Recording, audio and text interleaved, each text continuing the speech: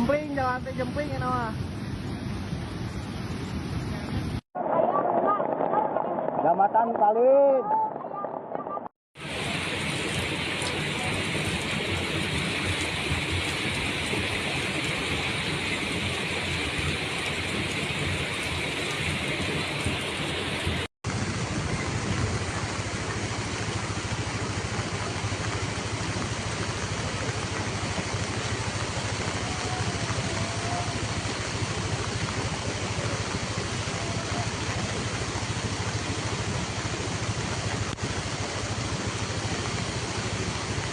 Selamat pagi pemirsa, kembali bersama saya dalam laporan mendalam mengenai situasi darurat bencana yang melanda wilayah Jawa Barat.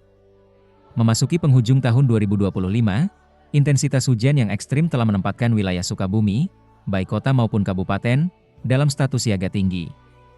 Hingga pagi ini, Minggu, 28 Desember 2025. Data yang kami himpun menunjukkan bahwa cuaca buruk tidak hanya menyebabkan banjir limpasan, tetapi telah berkembang menjadi banjir bandang dan tanah longsor yang memutus akses vital di sejumlah kecamatan. Kejadian terbaru yang dilaporkan pada Minggu sore kemarin menggambarkan betapa masifnya dampak cuaca ekstrim ini.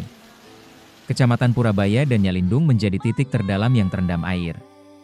Di Purabaya, luapan Sungai Cimerang yang terjadi sejak pukul 15.30 WIB telah merendam pemukiman warga di Kampung Cimerang Hilir dengan ketinggian air mencapai 1,5 meter.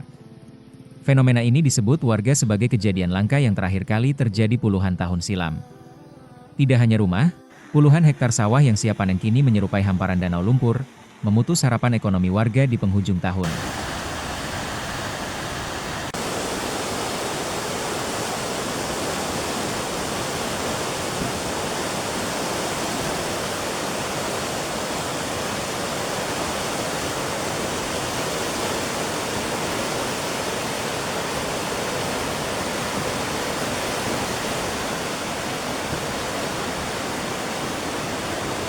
Penampakan salah satu rumah warga yang Eskalasi bencana meningkat drastis memasuki minggu kedua dan ketiga. Pada 17 Desember 2025, banjir bandang menerjang Desa Cidadap, Kecamatan Simpenan. Di sini, narasi kepahlawanan dan perjuangan bertahan hidup terekam jelas saat petugas gabungan dari BPBD, Basarnas, dan kepolisian harus menembus arus sungai yang sangat deras demi mengevakuasi kelompok rentan. Salah satu momen paling krusial adalah evakuasi bayi berusia 8 bulan di tengah guyuran hujan lebat. Tanpa akses jembatan yang tersisa, petugas harus menggunakan perahu karet yang ditarik dengan tali manual, melawan material lumpur dan kayu yang dibawa arus. Situasi di Simpenan ini mencerminkan betapa rapuhnya infrastruktur kita ketika berhadapan dengan anomali cuaca yang kian tidak terprediksi.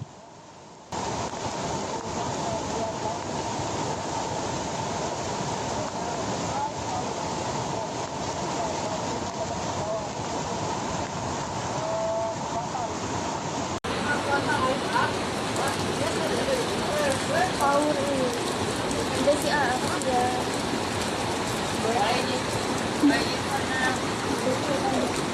power nih ya lagi sana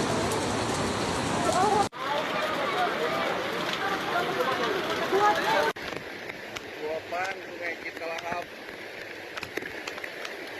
pada hari Minggu menelan korban jembatan gantung yang menghubungkan Kampung Babakan dan Kaan Penting. Dampak paling nyata dari rangkaian banjir Desember ini adalah lumpuhnya konektivitas. Hingga berita ini kami susun, Kampung Karikil di Desa Bojongsari, Kecamatan Nyalindung, masih dalam kondisi terisolasi. Banjir bandang yang terjadi pada Minggu malam kemarin telah menghanyutkan jembatan utama yang menjadi satu-satunya akses keluar masuk warga. Laporan dari lapangan menyebutkan bahwa aliran listrik di hampir seluruh desa di Kecamatan Nyalindung padam total. Petugas gabungan kini berpacu dengan waktu, namun medan yang licin, berbatu, dan ancaman longsor susulan di tebing-tebing jalan menjadi kendala utama. Secara kumulatif, BPBD Kabupaten Sukabumi mencatat adanya kerusakan pada jembatan Cikolomeran yang menghubungkan Desa Hegarmanah dan Bantar Kalong, serta amblasnya jalan desa di Kampung Bojonghaur. Jika kita melihat data lebih luas sepanjang tahun 2025, Sukabumi memang tengah berada dalam periode kelam bencana. Pada bulan Maret lalu, kita mencatat duka mendalam dengan 5 korban meninggal dunia dan ribuan warga mengungsi. Meskipun pemerintah telah menetapkan status tanggap darurat berkali-kali, frekuensi bencana yang terjadi di 27 kecamatan menunjukkan bahwa mitigasi bencana memerlukan evaluasi yang jauh lebih mendalam daripada sekadar bantuan logistik pasca kejadian.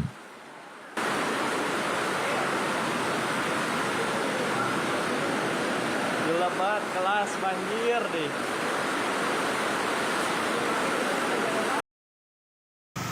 Untuk alat berat tolong diturunkan di Jalan Baru. Ini beberapa kendaraan mengalami mogok. Banyak yang kecelakaan. Ini lumpur kurang lebih setengah meter akibat banjir, akibat longsor di atas. Ini tepatnya di dekat Pasir Salam, Gunung Batu. Demikian info terkini mengabarkan.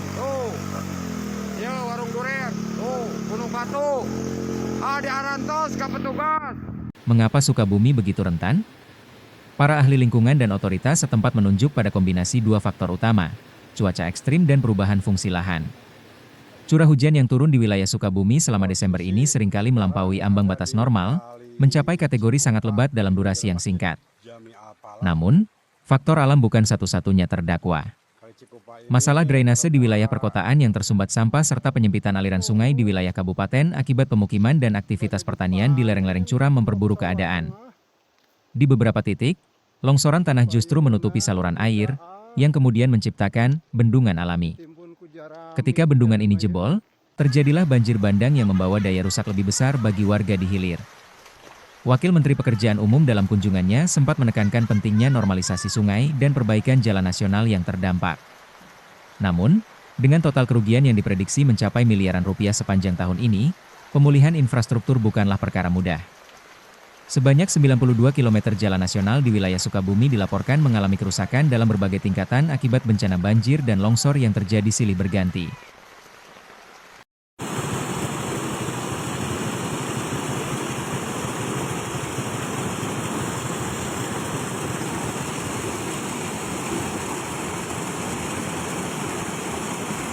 Pemirsa, saat ini tim SAR gabungan dan BPBD masih terus bersiaga di titik-titik rawan.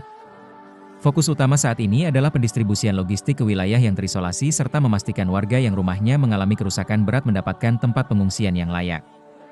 Bagi Anda yang berencana melintasi jalur Sukabumi, terutama akses menuju Geopark Ciletu melalui Simpenan atau jalur Nyalindung Purabaya, dihimbau untuk ekstra waspada atau mencari informasi terkini mengenai pembukaan jalur.